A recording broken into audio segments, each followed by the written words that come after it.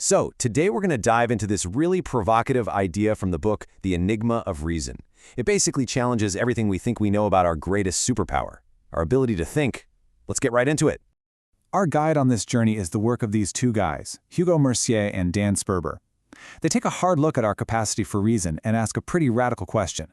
What if we've completely misunderstood its purpose all along?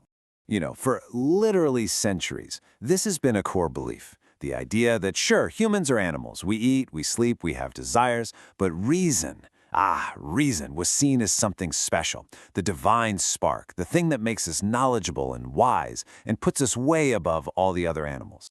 But here's where things get interesting. When you start to look at reason through an evolutionary lens, this whole idea of a perfect superpower, it starts to fall apart. If reason is a biological trait, just like our hands or our eyes, it had to evolve, and that fact alone creates a major puzzle. Okay, so think about a trait like vision, for example. It's incredibly complex, but you find it in countless species all over the animal kingdom. And then you have reason, supposedly this amazing all-purpose tool for thinking better. If it's so great, why did it only evolve once, in a single species, us? Well, maybe reason isn't a general superpower at all. Maybe it's more like a bat's echolocation, an incredible adaptation for sure, but one that's only really useful in a very specific environment, a niche that only humans happen to live in. It's a really interesting thought, and it kind of clashes with that traditional view of reason being this universally amazing thing. Or what about this? Maybe reason is like biological wheels. I mean, wheels are a fantastic invention, right? But they never actually evolved in nature, because the evolutionary path to get there is just so incredibly improbable. Maybe reason is like that, a 1 in a billion evolutionary longshot that just happened to pay off in our family tree. And all this leads us to what the authors call the double enigma, because it's not just one problem with how we usually think about reason. There are two, and they're totally tangled up together. So first, you've got the rarity problem, which we've just talked about. Why are we the only ones with it? But then, it gets even weirder with the second issue, the flaw problem.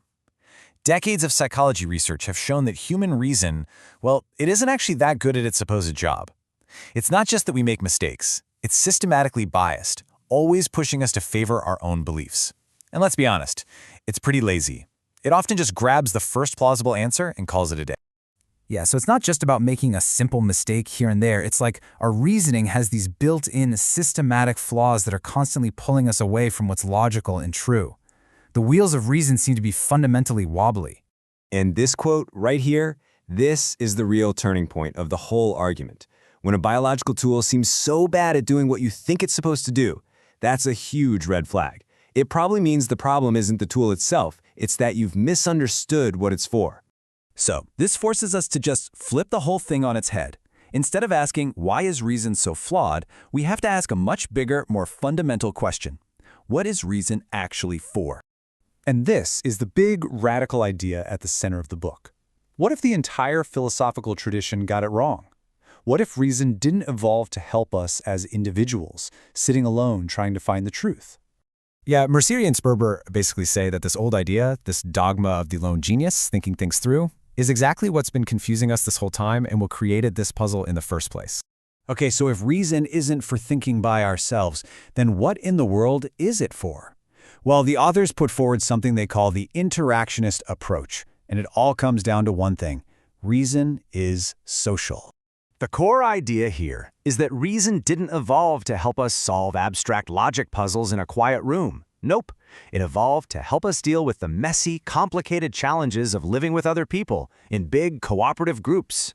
And it does this in two main ways. First, it's about justifying ourselves.